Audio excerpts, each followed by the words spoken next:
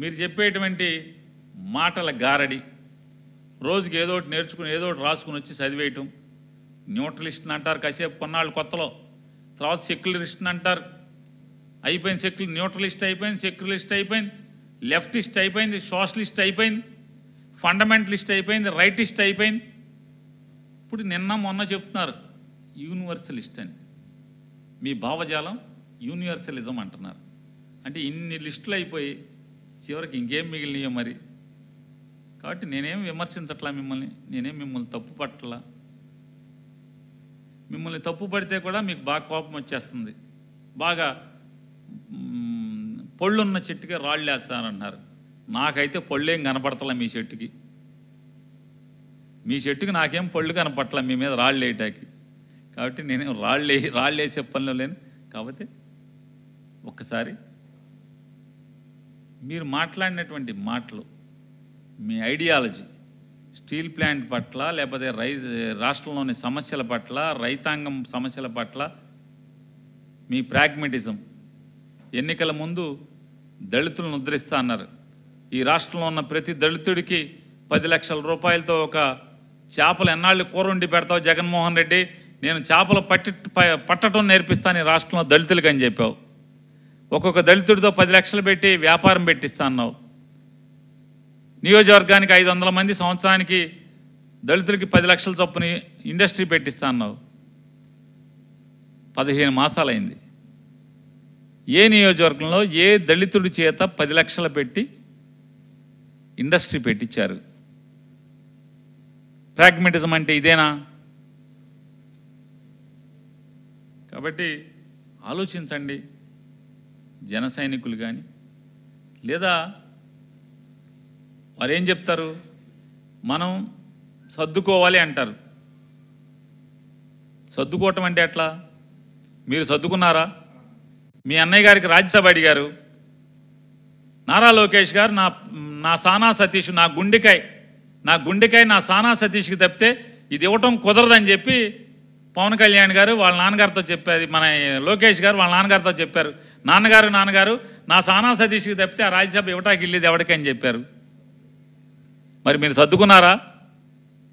కార్యకర్తలను సర్దుకోమంటున్నారు, జన సైనికులను సర్దుకోమన్నారు. మీరు సర్దుకోలేదుగా.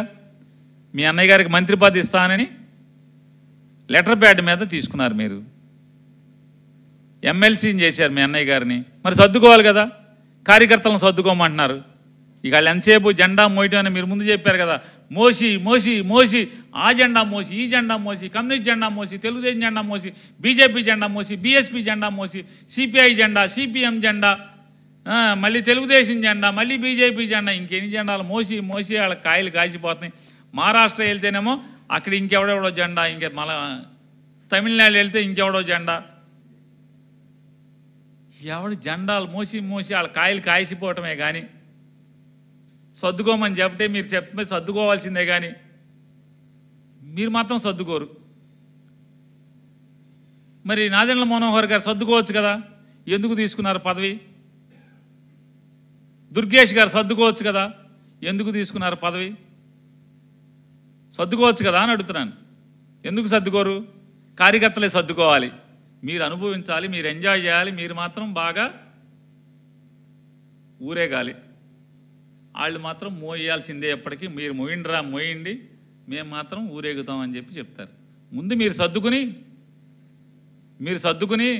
వాళ్ళని సర్దుకోమని చెప్పాలి. మీరెవరో సర్దుకోరు, వాళ్ళని సర్దుకోవాలి.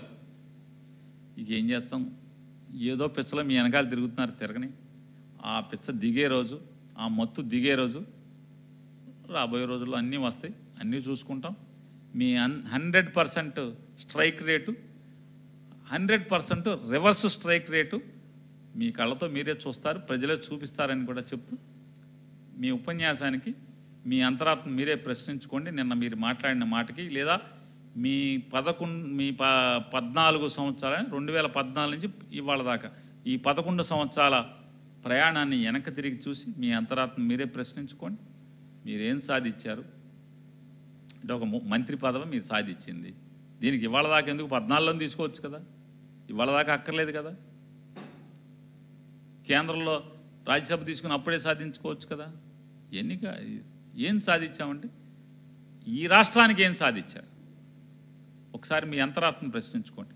మీ 11 మాసాల ఈ ప్రయాణంలో ఈ ఆంధ్రప్రదేశ్ రాష్ట్రానికి మీరేం సాధించి పెట్టారు?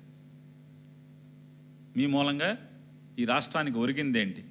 ఒక్క పని ప్రశ్నించుకోమని చెప్పని.